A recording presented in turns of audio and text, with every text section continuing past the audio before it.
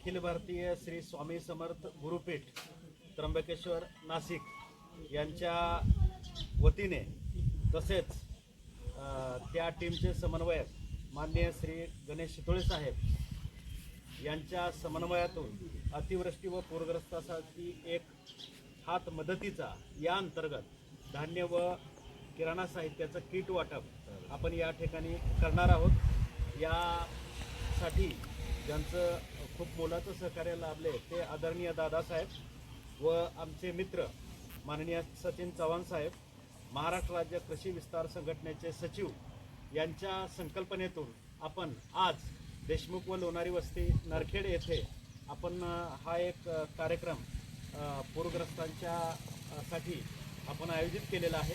मी या सर्व नाशिकचे जे काय नाशिक त्र्यंबकेश्वरची जी काय संस्था आहे त्या संस्थेचं मी आमच्या सर्व शेतकऱ्यांच्या वतीनं त्यांचं मी ऋण व्यक्त करतो आणि यातून आपण एक मदतीचा हात त्यांना आपण देऊया एवढीच संकल्पना किंवा सदिच्छा या ठिकाणी व्यक्त करतो आणि मी थांबतो। आता या ठिकाणी सगळ्यांच्या वतीनं आपण किटचं वाटप करत आहोत। सगळे व्हिडिओ काढ पूर्ण